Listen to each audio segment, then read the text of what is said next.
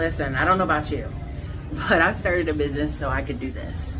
Travel, be with friends, be with family, create memories. I didn't do it to sit at the computer all day. I didn't do it so that I could just be in countless emails and Zoom meetings. I did it to create opportunities for myself and opportunities for others. So listen, if that's something that interests you, enjoying time with your friends, being out and about, definitely drop by Erica Williams' Classy Climb blog. Check out the YouTube channel. We've got over 2,000 videos of free information that's actually changed people's lives. People actually post their new jobs, their new careers, their new businesses all the time over at the channel.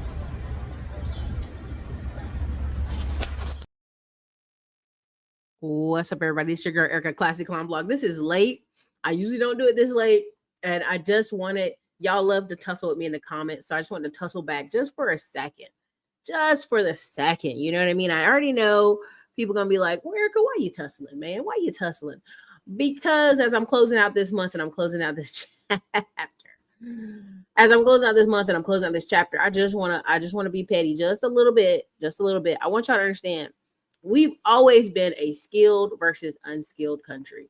And I don't mean just, look, I don't mean unskilled is like, this person doesn't know how to read. This person's very generic. No, I mean like low skilled. Like I can train you how to be a cashier in under 3 hours. Right? Like McDonald's and Burger King, it's pictures now for them people. At Chick-fil-A, heavy Hispanic Chick-fil-A, kids don't even, you know how to get them kids to learn English here in Texas? They put them at the window. Thank you.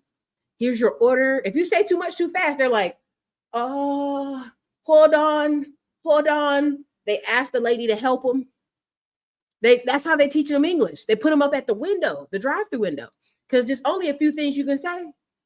Here's your sandwich. Thank you. My pleasure. Hold on. Oh, no, I'm supposed to get a lemonade. Okay, lemonade. Yeah, lemonade. If I can train Julio, who just came across the border tomorrow from El Salvador, how to say lemonade and my pleasure, that's not highly skilled. It's not. Knock it off. All this tussling.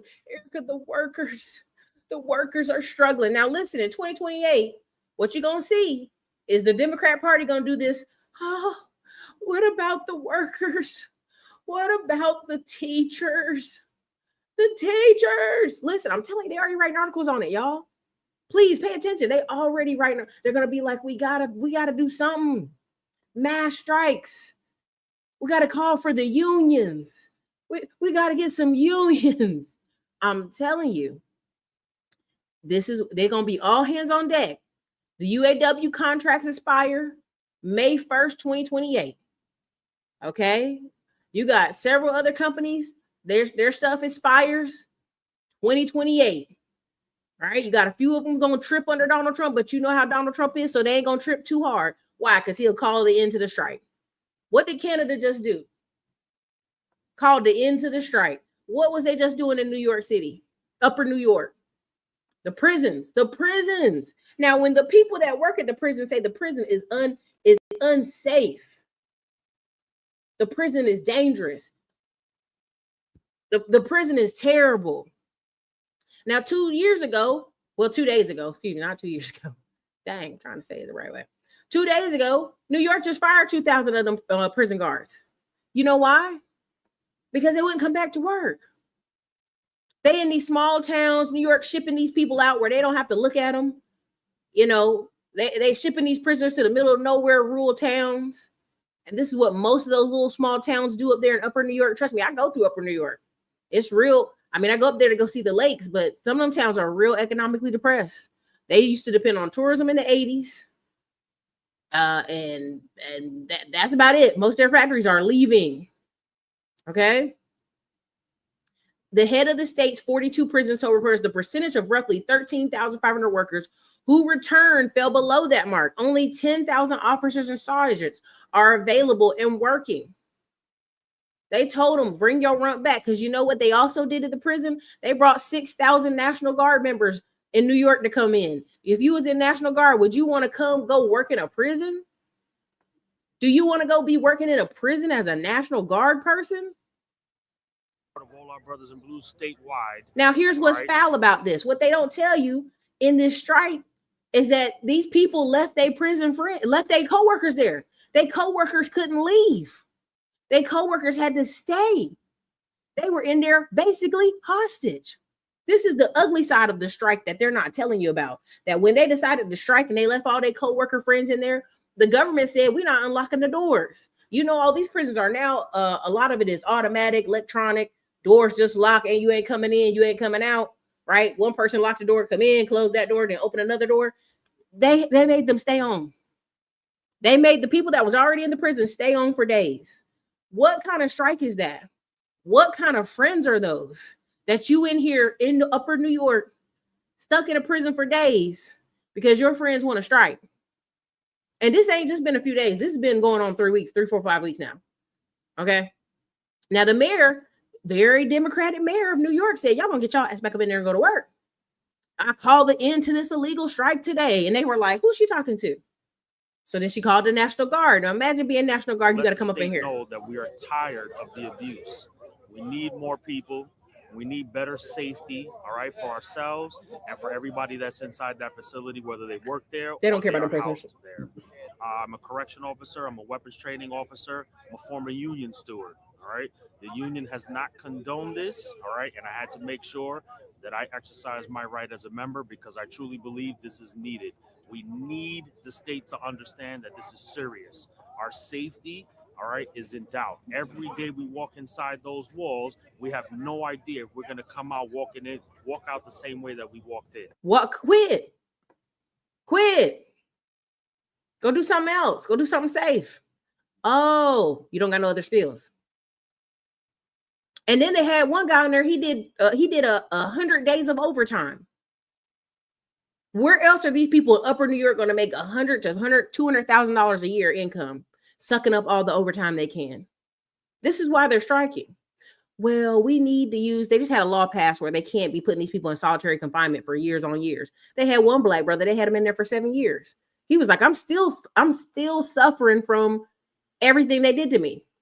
And if you guys could drop a one in the comments or drop your city and state, what's up? It's late night. I ain't gonna be here that long. I don't think I am from what I'm trying to show y'all. But I just want y'all to understand, like, people get for real. This is why they're staying here. 24 hours shifts is not safe. 24-hour shifts. People who go home, they get into car accidents because they fall asleep at the wheel.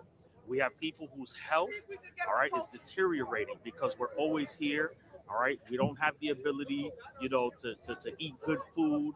We have to eat fast food all the time because we're always on the go. We're always, stuck here. We can't spend time with our families. We can't see our families.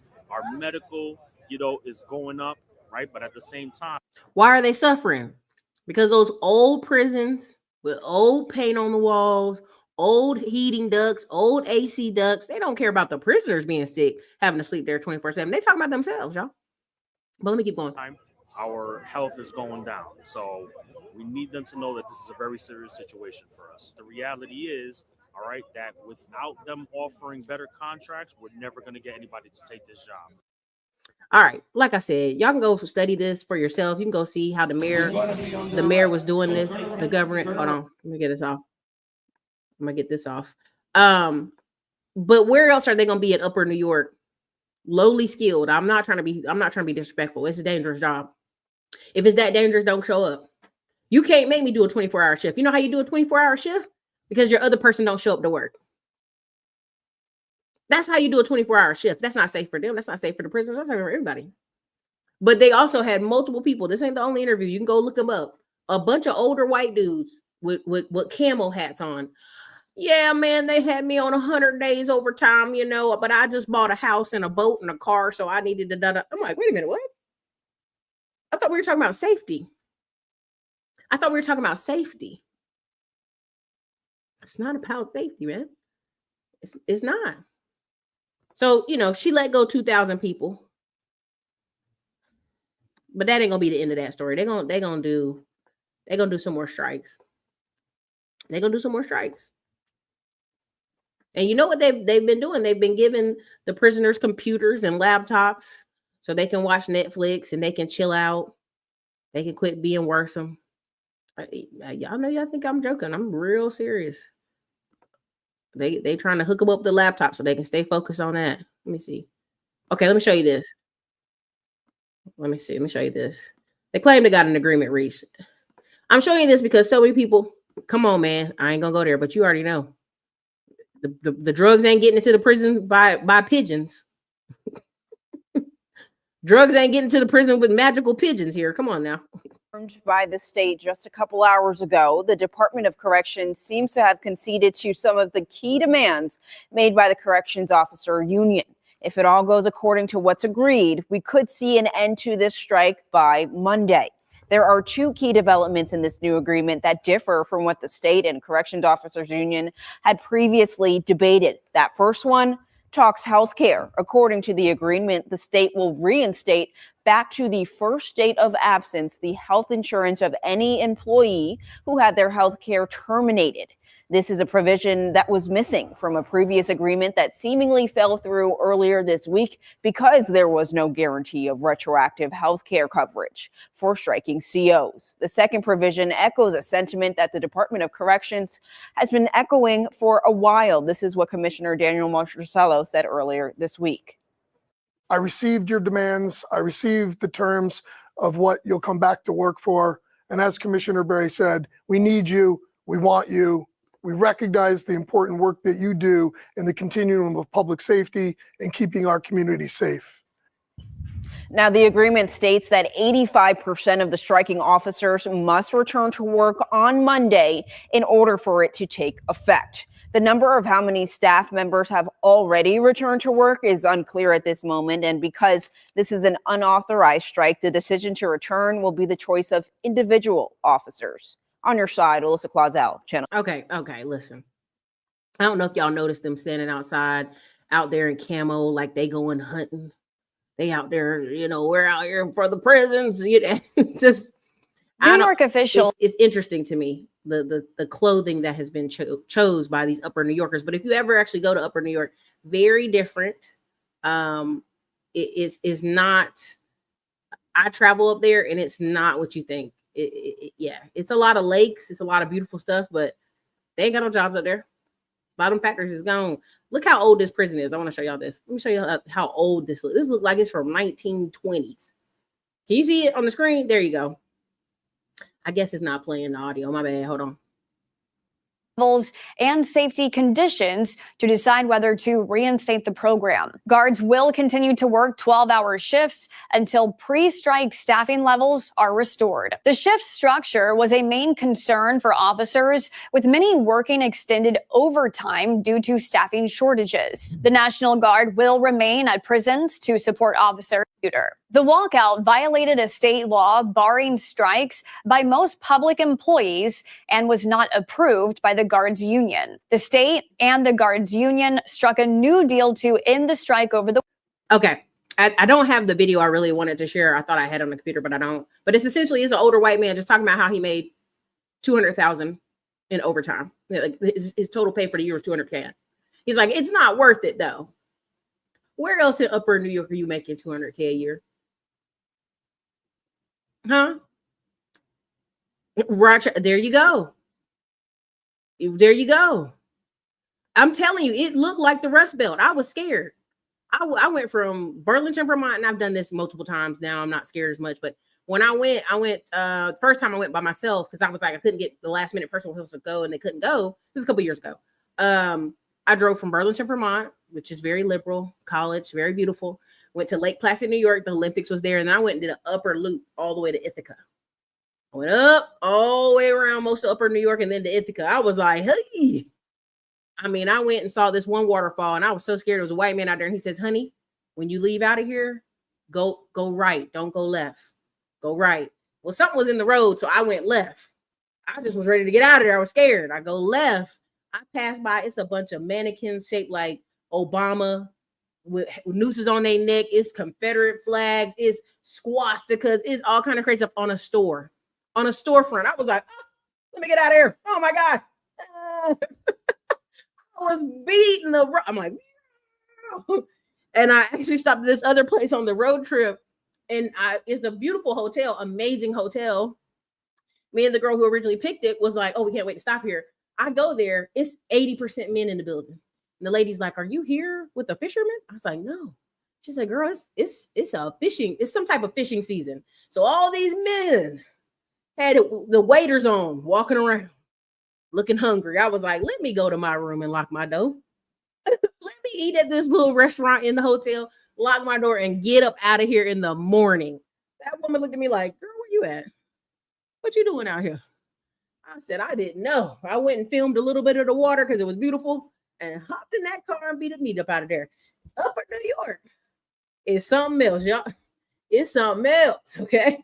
It's got some craziness. But that white man tried to tell me, he was nice looking white guy. He was like, just go right, baby. I said, dang. My mom was like, get your butt from up there. Get from up there. Okay, let me show you what this other video. Let me get through it. Oh, yeah, the solitary confinement. They had that guy in solitary confinement for 7 years. He won a lawsuit. Yeah. People say every 5 minutes in solitary confinement takes two hours to recover. Yeah, we're social beings. We're supposed to talk to people. That's a whole nother conversation. Oh, honey, I don't ever go to New York too much. I mean, I like to go New York City, Financial District, the Broadway, eat some apples, get up back out of New York. Y'all can have that whole state. No disrespect. It's a beautiful state to visit. All right, let me show you what I wanted to show you. Let me do this one first. Okay. I love my whiteboard, but this isn't a full whiteboard. This is a very lazy one. This is $250K a year. Okay, 10%. It's the top 10% of our society makes $250K a year. Now, the whole time they've been telling you people who are in six figures, 100K is 10% of the. No, it's 250,000. Okay, and it's 5% of our American population. So that means 1 in 20. I meant to put this over here. I don't know why I got this over here like this. No, move over. There we go. 5% of our whole American society, 1 in 20, depending on what articles you read, 1 in 16. I'm gonna show you the article. I'm gonna show you the graphs. So I call this 85K to 160K. This is the upper middle. I mean, this is truly middle class. If you really want to go, let's go there for a second. This is upper middle. This is, let's go there for a second. This is middle class. This is upper middle. Now, I already know from coast to coast to sea to shine sea, Erica, I live in Ohio and I make $52 for the whole year. And I'm middle class. I got a house. I got a car. Part of what I brought Dion on was to explain no one can stop you. Mike J, am I having hot flashes? No, Mike J. I just came out of the sauna hot works. And put this hat on my head. Relax. Take it easy. Enjoy the show. Okay. So no, not having hot flashes, just got out of the sauna. My skin is like hot to the touch. So long story short, what I want you to understand is this number, I don't care how you get to this number. I don't care if you get this number through investments, through rental property, through a business. Once you get to this number, this is what I consider middle class. 85K to 160. I don't care who you are. I don't care where you live. I don't care if you live in the middle of Wyoming and you say, Eric, I made 35K this year, I'm middle class. You're not. Just not. Okay. Now, I'm not only just using money as a delineator to say only these people are middle class. I'm using it skilled versus unskilled. And again, people are not going to like this. They don't get it. I'm just going to give you, the harder it is to replace you for hiring a job. That's what I mean. Doctors, nurses, welders, plumbers, linemen, surgeons, dentists, eye doctors, traveling medical. And I mean all categories. I know a girl who's a traveling CNA. She called from watching the show, asked me what to do with some of her stuff. I said, not financial advice, but let me tell you what I think you should do. She making over 120K a year. Traveling CNA. Shout out to her. She watching. If she catches it after this, you know who you are. I know a respiratory therapist was making over big six figures. He traveled with his wife during COVID. And even now, there's a lady who has nursing jobs she's post on Instagram, and you call her and get on her email list and she hook you up with, referrals and all that stuff. They be making $4,500 a week and 5 days a week, 8-hour shifts, 5 days a week for like 6 weeks, 12 weeks. Okay. Let's do simple math here. I don't even have my calculator with me. My scalp is still hot. from the sauna.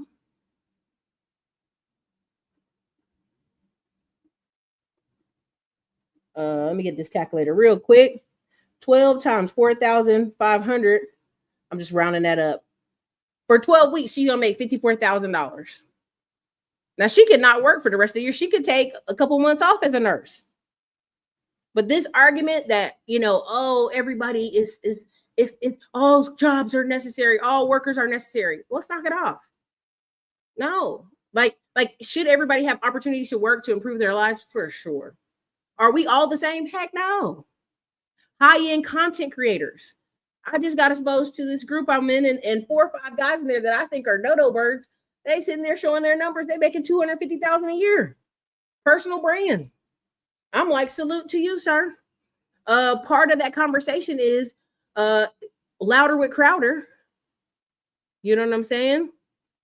Louder with Crowder wanted $50 million, right?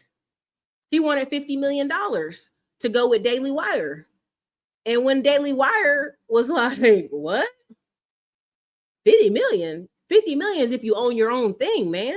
But that's not what Steven Crowder wants to be. He just wants to show up and get paid. He just wants to be a hired gun. And this is where people are not keeping it real. You get the 50 million from running the show.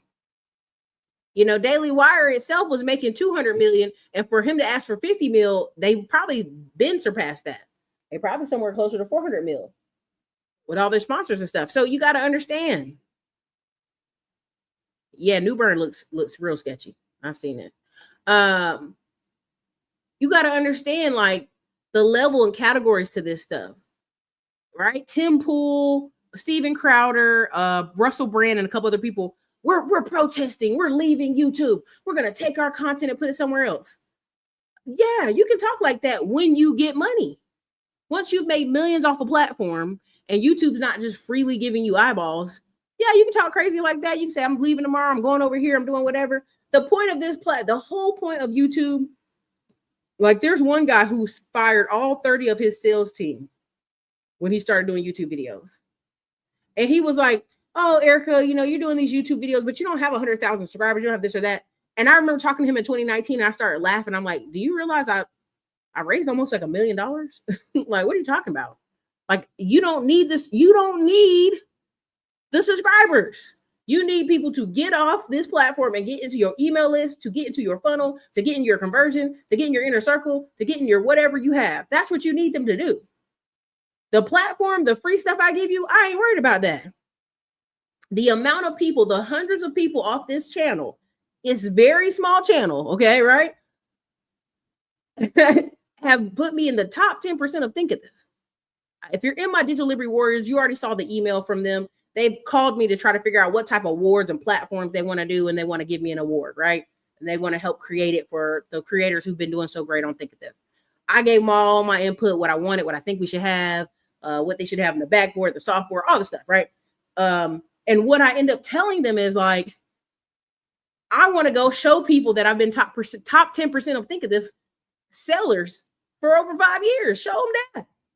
But people assume because the channels aren't these huge, ridiculous numbers, these content creators can't be making money. These people ain't making videos to make no money. Now, there's some weirdos making the women's content, but that's another conversation. Okay, that's a whole nother conversation. So again, you can pull 10 to 30K a month out of this YouTube and not have a big number. That's why, I call it a combination of skill and systems on that one, because everybody ain't a site and everybody can't do it. Everybody can't make the same stuff. So regional managers, again, if you're at Chipotle and you're a regional manager, you automatically start off at $98,000 a year. If you're a regional manager at, I think if it's called, what's that place called? Panda Express, you start at $110,000 a year. Regional managers, yes, they work 60 hours. I've heard horror stories. They work 50, 60 hours. They work a lot of hours. They're checking on stores. They're running around. They're working hard for that 110 to 150, but they're making 110 to 150. Now, at this point, some point in the game, they got to figure out investments, 401k situation. Does Panda Express match them? Does Bojangles match them? Who's going to match them on that money they put in there? Right? They got to figure out the investment side of things. They got to figure out the buying a house side of things, and they'll be good to go. They can leap to here. Not by getting more management, not by getting more hours, but leap to here off investments. So construction, concrete, demolition, high performing sales, government contractors. I know a guy right now working in concrete. He's going in neighborhoods where I've seen the houses seem fine to me, and they want to tear up their whole driveway and get a brand new driveway. They want a brand new circle driveway. I don't know if you've seen how busy sometimes the road is in a neighborhood. So you have the loop driveway, so you can drive a circle out of your driveway. You don't have to back out of your driveway. Hope y'all understand what I'm saying. But that guy has made, I'm pretty sure, almost $1 million this year just going into wealthier neighborhoods in Dallas, giving people the circle driveway. So every time I hear somebody say, oh, there's no money out here, Erica, there's just no money, they're talking about a certain economic lever of people don't have any money. They don't have no free money to give. They don't have no excess money to give. They don't have no money to spend. But down here at the bottom, I put everybody who's anything admin. Food service, when you have a position started at $10 to $14 an hour, and I can fire you tomorrow and put somebody else in your position, right there. I don't know if you noticed what's been happening with all the delivery pizza places. All the delivery pizza places for a long time, it was an easy way to make $3 to $4 grand a month.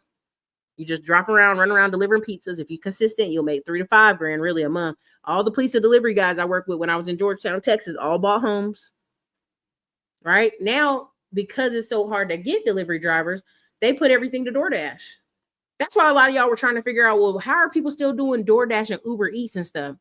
It's because the food places are offering delivery services, and it's really just DoorDash submitting it.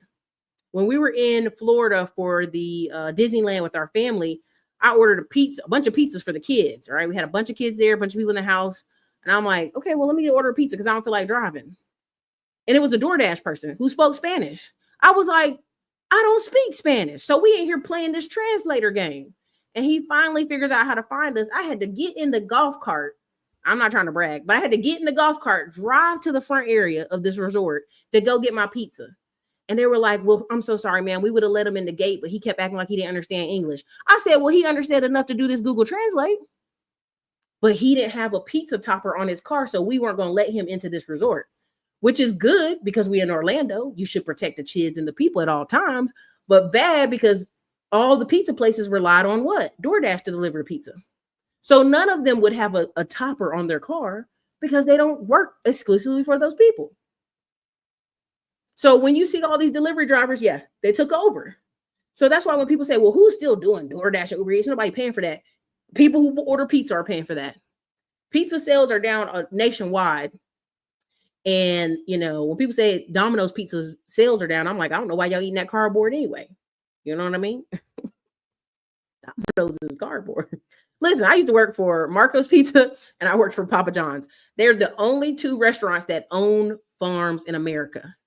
So literally, Papa John's is sending tomatoes from their own farm. Like they never have a problem with Mexicans and Latinos picking their fruits and vegetables. You know why? Because they got HB1 visas.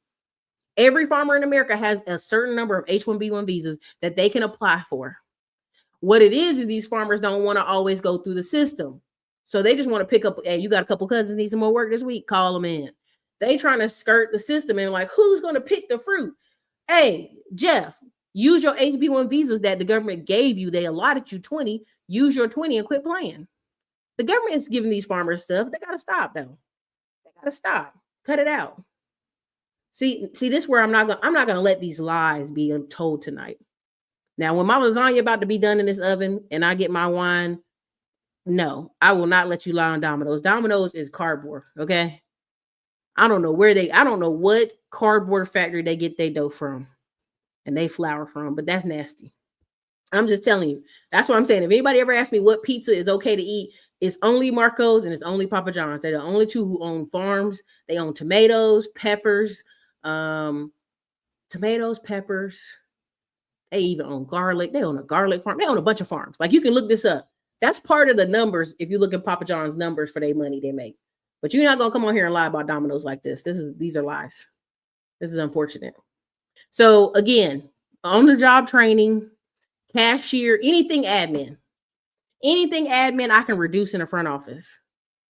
Anything admin, I can lower it down. I can less people is better. I can do that any day of the week. But let me get out of here. Let me show you this. And again, you know, y'all Maryland folks be trying to tussle with me all the time. You know what I mean? And I get it. I feel you. Okay, here it is. Is this the one? No, this one. Okay, so this is, y'all can go look this up. This is worldpopulationreview.com. This is state rankings. This is percentage of households making over 250,000 a year, 2025. Because, you know, somebody's going to say, is this up-to-date data, Erica? Is this data from this year? Yes. Yes, this is data from this year. Exactly. That's why I be telling people, I don't know why y'all eating that cardboard. School pizza tastes better than Domino's. Man, school pizza, after they dropped it on the floor and reheated, tastes better than Domino's. Who's eating Domino's? I'm worried about you, sis. I'm gonna need to send you a detox package. If you eating Domino's for real like that, I'm gonna send you a detox package. I'm gonna send you the Asian elixirs tummy tea to clean you out from that cardboard. Okay. So anyway, let me keep it moving. Let me stay focused. Because she like it. I mean, you like it, I love it, is what the old people used to say. You know what I mean? You like it, I love it. All right. So Maryland has 13% of households making 250,000. Massachusetts, New Jersey, Connecticut has 11%. California has 10%. Washington, 10%. Colorado, 9%. Illinois, 9%. New Hampshire, 9%. New York, 9%. Right? You thought New York was going to be top, didn't you? You thought it was, didn't you? Okay. Virginia, 9%. Hawaii, 8%. Oregon, 8%. Rhode Island, then Texas, then Utah. 7% Alaska. That's because everybody know how to fix a plane up there. That's what that is. Arizona, Iowa, Michigan.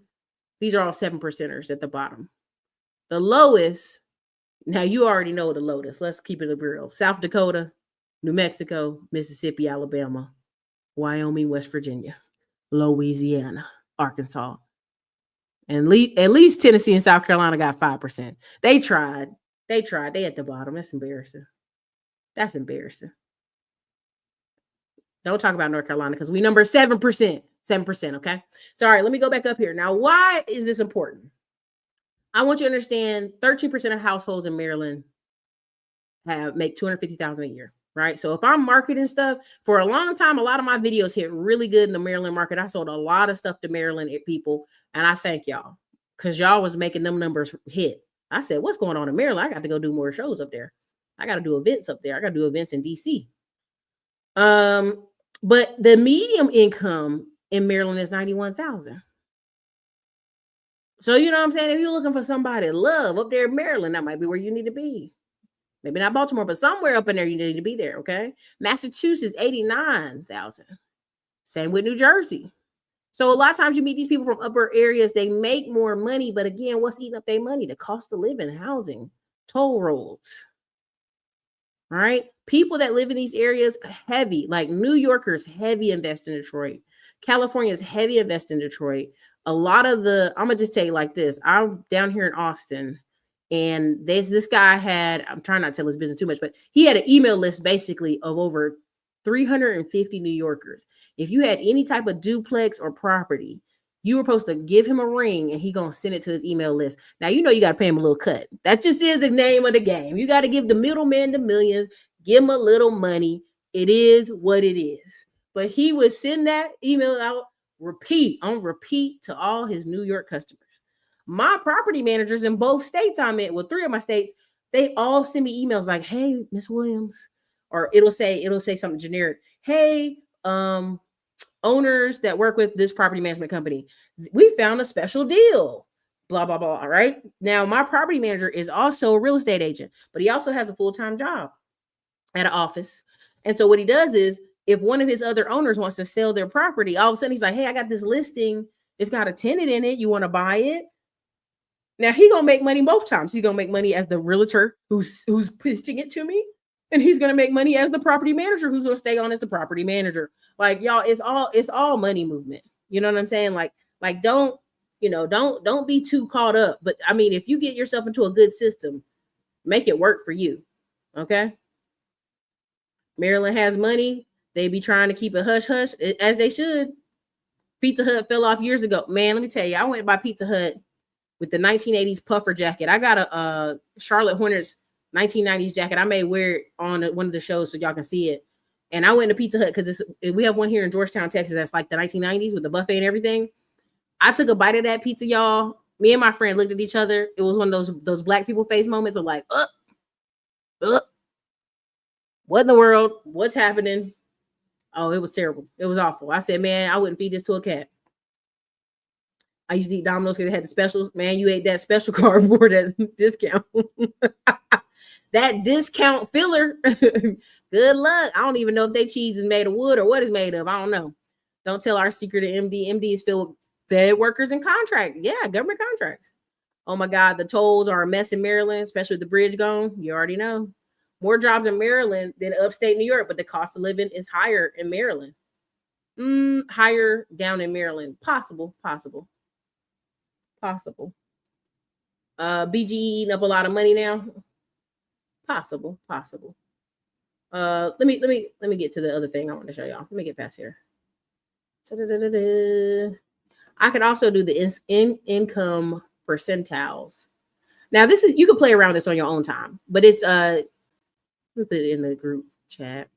When y'all ask where do I get all this data from, where am I getting these numbers, and everything's a massive data scrape on the internet.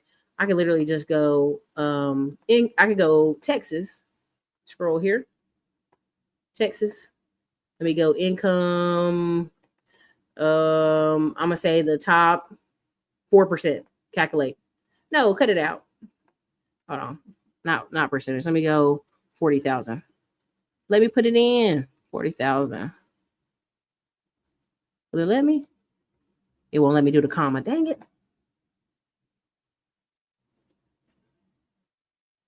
All right. It's tripping. Income percentile 42% though. 31,000. Ooh, in California, 35,000 in New York, and 30,000 in Texas. Yeah, that makes sense. Anyway, all right, sorry. You can go on a lot of these things and compare income by state. You can do a lot of this stuff. Net worth, income, investing, health, personal finance. You'd be amazed. You can look at real estate. You can look up historical affordability. You can look up home ownership. Like all this stuff, I can spend hours over here. I don't know if can y'all see that page? You cannot. Can you see it now? I'm so sorry. It's late. I apologize. Let me finish this out. Let me get on out of here. That's how late it is. I should have been got out of here. This is right here. All right. If you go here, I'll put this in the group chat. Here you go. If you want to go there, you want to research and play with numbers. You want to actually look at numbers, not what people say is going on. Actual numbers. Okay. You go on here and you look at the numbers. You can go and it's historical home prices. Monthly medium. How do homeowners pay for homes in the United States?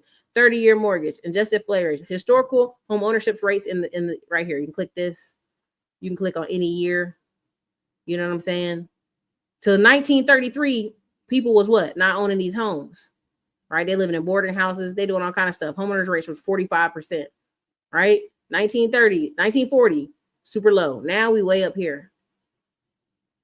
68%, 78%, right? So all these people like homeowners, people don't own homes. I'm like, historically, a lot of y'all was living in boarding houses. Y'all was living in two cousins' houses. Everybody was smashed up in there, but that's another conversation for another day.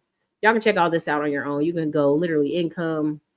You can do all kind of stuff on here. Okay. But y'all can do it on your own. Okay, here's the other one. Let me wrap this up. Where is it at? Okay, here we go. Let me wrap it up. Because I respect y'all time. I know it's Friday. Just got paid Friday night. Wealthiest 10% of U.S. households now spending 50% of consumer spending. Again, you can watch the original article from Washington Post. Again, this is Moody's Analytics report. Again, always Moody's Analytics has a lot of good data. Again, how do they find this data, Erica? I already know what y'all gonna ask. How are people finding this data, Erica? Where are they finding data? This is Retail Wire. They going out here scraping all the data. Neighborhoods, income tax, IRS, public documentation, businesses, companies, restaurants, you name it. Am I saying thinkative? Thinkative. Think, I-F-I-C. Thinkative. I know you're probably back in the video some. That's where they get the data. That's why data is the new oil. That's why if you have a website and people want to, survey and read stuff, it's all out there. The data is out there. Okay. Let me go here. Okay, 250,000 or greater represent 49.7% of all consumer spending. Basically, let's go ahead and put that up to 50%, y'all. Let's stop playing. Okay. In the time frame from September, this is why I keep trying to tell y'all, September 2023 to September 2024, the highest earners increased their spending by 12%. In contrast, spending by both the lower income and middle income Americans declined in that same period. Now, when I sit here and tell y'all they keep changing the definition of a recession, they did change it under Biden. Y'all can go look that up. They're going to change it back under Trump because they're going to beat him up in the arm with it. I already know what they're doing. So when I tell you October 22nd, October 2022 is my opinion from the data I've looked at, from when prices all of a sudden fell, when builders stopped getting loans, when banks started acting real funny style. In a lot of the groups I'm in, it was October 2022. Like, I remember that month, like, there are so many things I was trying to do, and many other people I was trying to talk to, they were like, girl, they cut all my American Express. Girl, they cut all mine. Girl, they cut all my bank lines. You know, like, I was talking in business groups with people who rack money yearly. They was cutting people's spending. So that's why I have a different number than what maybe y'all see. But again, in the past year, when people online crying about eggs, wealthy people been out here shopping. Like, what you talking about? Okay. Now, per Wall Street Journal, about 30 years ago, the wealthiest 10% of American households were responsible for 36% of the spending. So it's been, you know, rich is staying out here. Like, this ain't nothing new. We just had more people to move it around, right? We saw when watches kind of fell a year or two ago, right? So Joanne, sorry, I don't know if y'all can see this off to the right. These are really good that you should check out. And it's very important. I want you to understand. Joanna is no longer accepting store gift cards. You already know that's something off there. They about to have a, you know, that's already bankrupt. Dollar General, Walmart warned that low consumers are in trouble. Yeah, you can look at all this stuff. This is Retail Wire. This is nothing but data on retail. So you can dig in that if you want. All right. So this guy was showing in one of the studies they did, one family recently spent $3,000 on a bike and budgeted 15 grand for a trip to their native India. Let me say that again. Let me repeat that one part. One family recently spent $3,000 on a bike and budgeted 15 grand for a trip to their native India.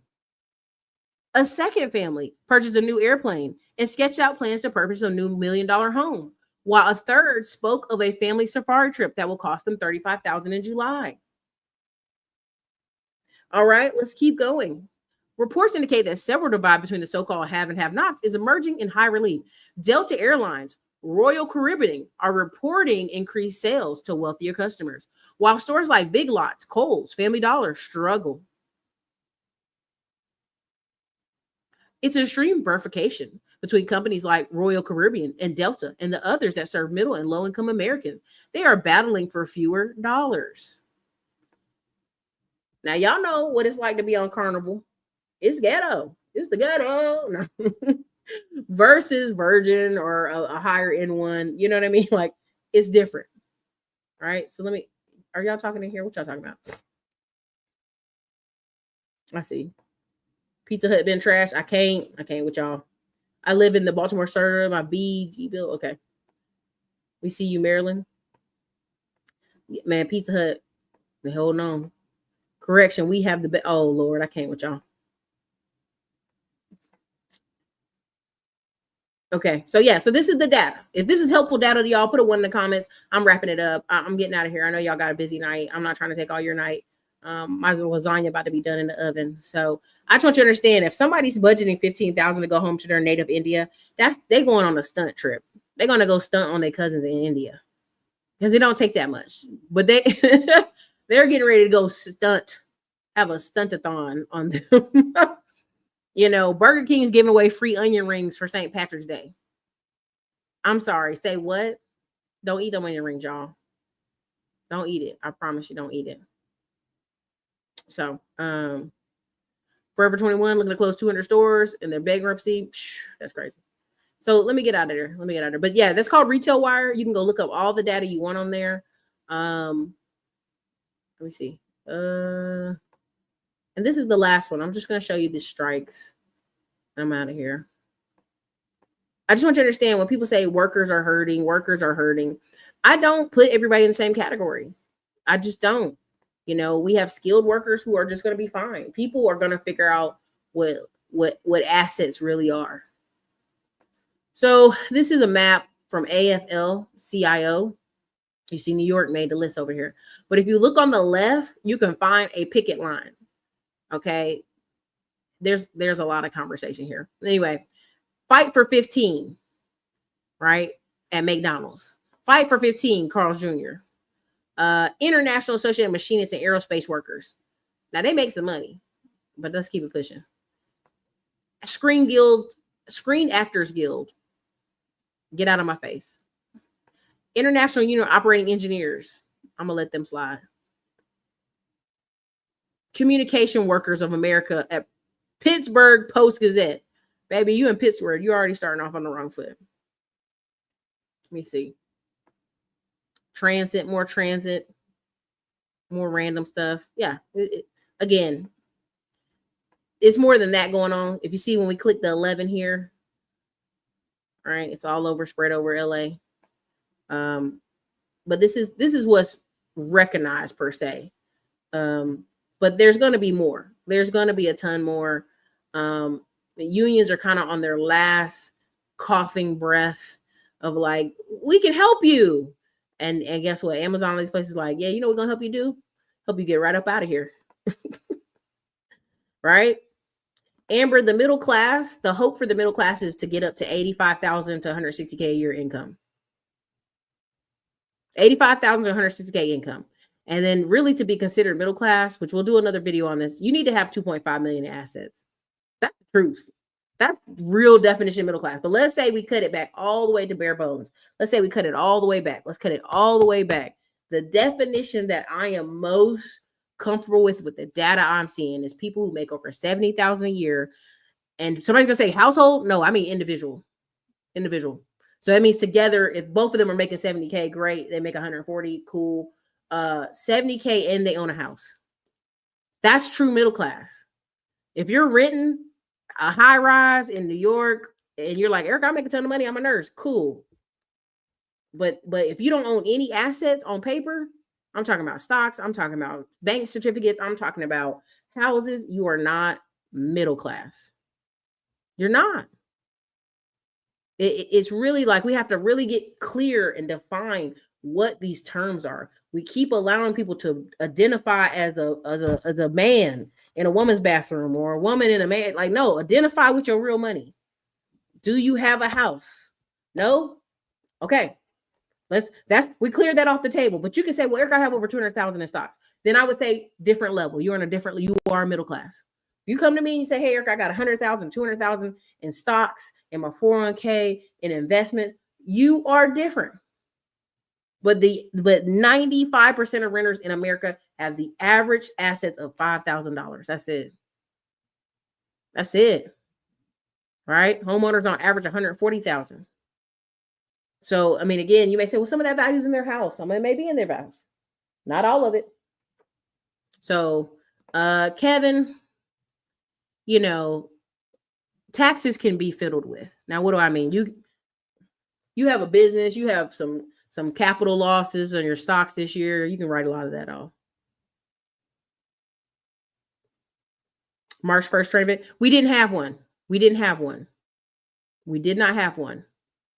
I know you're talking about. We did not have a March 1st. I do know we had a March 8th in the in Digital Liberty Warriors. We did not have a March 1st. But you can go see the previous one and the previous ones before that. It doesn't take that much to stun India, for sure.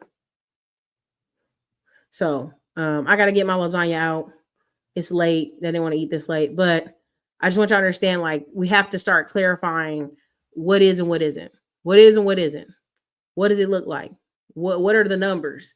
The clearer you get on your numbers and understanding where you are, the faster you can get to where you're trying to go. The faster you can pull a Dion. Dion was making $17 an hour, y'all. When you got 3 kids, and this whole mantra of like single dads losing court, divorced dads losing court. You're telling me Dion with 3 kids got everything, got the house, got the kids. He lost in court. He didn't lose in court.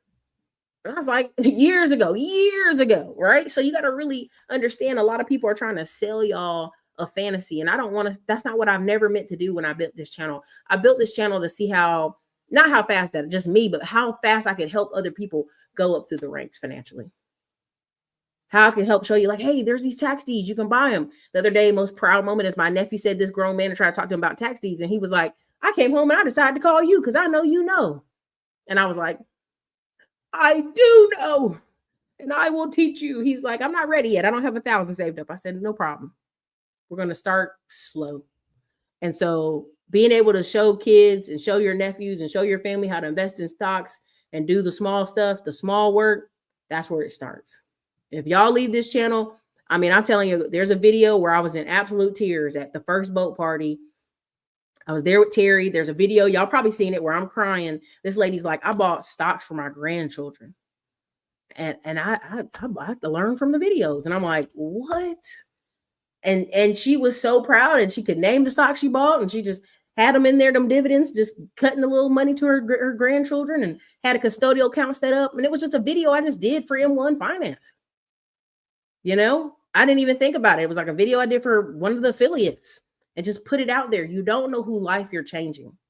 And I want you to understand, like, I appreciate every testimonial, every beautiful email y'all have written to me. Stop sending me them 600-pound life videos and them crazy videos. Stop doing that. That is, these are professional emails I want y'all to send. But everybody else that sends beautiful stuff, I really do appreciate it. It's been a beautiful 10 years. The next set of years are going to be awesome. A personal brand will feed you forever if you want. But again, have a good night. Have a blessed Friday. I thank you all for being here. You have a good night. This is David W. Williams, and I'm giving a testimony to Erica Williams and her team.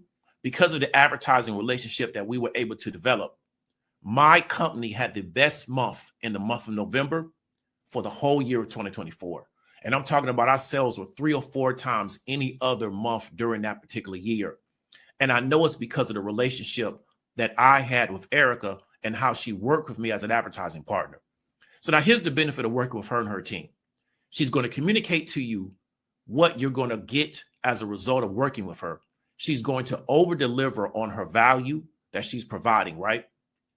And she's not going to do a one-off deal. She's going to really invest in your success because she's really invested in making sure that you're going to get a success story from working with her as an advertising partner. So if you're looking to drive more sales, you're looking to bring in more leads, and you're also looking to get more exposure to what you're doing, you want to reach out to Erica and ask her, can I advertise with you?